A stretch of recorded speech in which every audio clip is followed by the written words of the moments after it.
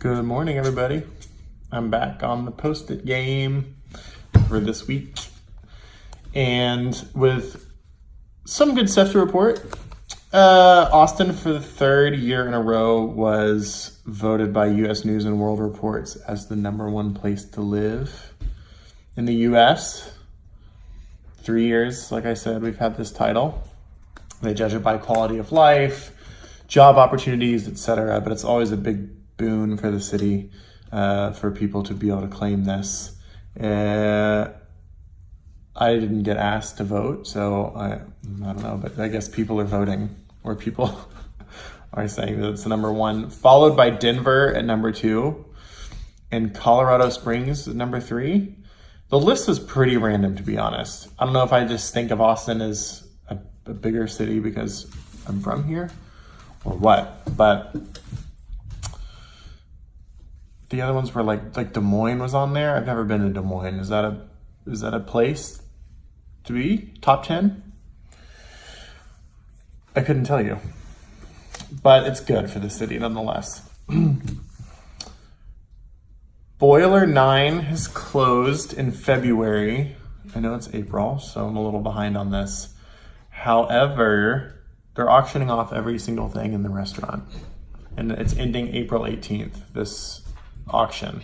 So if you want to go get like an enormous vertical rotisserie oven and roast like 20 chickens at once, you can go to restaurantequipment.bid and buy all of it. Nobody went to Boiler 9 anyways, except for the people that lived in the C Home building, and I think even them were like, we're over it. So I'm curious to see what's going to go there. It's kind of a random mix of stuff there. You have like a dentist and an ice cream sandwich place, pet store, and then like smoothies and poke. What else could we get? Maybe like a car dealer will go in there. That'd be cool. Former restaurant Bullfight, speaking of restaurants that nobody went to and thus they closed, is turning into a Tex-Mex place called Vamanos. That's going to be opening soon. This is like a Hyde Park, like airport-ish. I guess some people view that we don't have enough Tex-Mex restaurants here. I don't know. I think Austin's big takeaway for restaurants needs to be, we should listen to what people actually want as a restaurant and then maybe open it based on that. Because right now I think there's these concepts that like people throw out and nobody really asked for it. Nobody's really looking for these restaurants. Another Tex-Mex place, I don't know. I better be great. I think some people are doing a better idea of being more like Mexico City focused restaurants and being a little more inventive, but we'll see. I mean, for example, this stretch of South Lamar that like near the P. Terry's, show what my anchors are of restaurants on South Lamar, but it goes from there, and then all the stuff at Lamar Union where there's been like a Vox Table and like all these other restaurants, they've all shut down. There's been like 8 restaurants go through the 2 of those spaces in like 2 years. So nobody wants mediocre overpriced Italian at either of those spaces. That's been proven. Maybe we should just do a citywide poll and find out what we want. What restaurants do you want? Let me know. I'm actually curious. We know that I want a restaurant on the water, but that ain't happening in Lamar. More on the business side. Dog is shaking it up right here. Zoho is a software company that's based in California, and they are moving their U.S. headquarters here. It's going to be 100,000 square foot of office space campus on a number of acres by the airport, and they're going to be employing 500 people.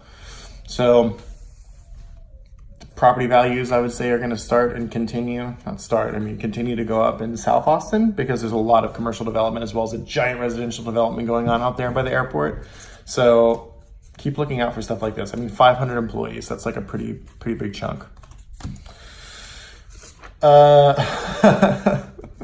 I try to go to a lot of sources to get these updates, and I was going on local news, which if you've ever gone on an Austin local news website, it looks like it's put together by an 8-year-old with their first iPad, because it's horrible. Just like a mix of all different like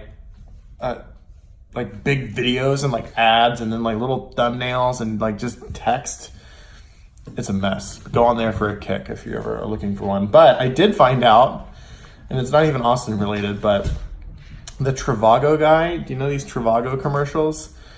He got arrested for a DWI in Houston for falling asleep during rush hour traffic at 3:15 p.m. 3:15 p.m. he got pulled over. And lastly, 1221 Congress, which is the front of the State House condos, is going to become a 4-story office and restaurant mix. I don't know who wants their office on South Congress. 3 floors of office space, and then 1 level of course, retail and restaurants. So State House is staying. They demolished 43 apartments and an office to make this happen. But the whole complex was bought in 2017. I don't expect it to stick around much longer. So stay tuned. That's what I got right now. Let me know if you have anything. People have been messaging me stuff, which is great. Keep doing that.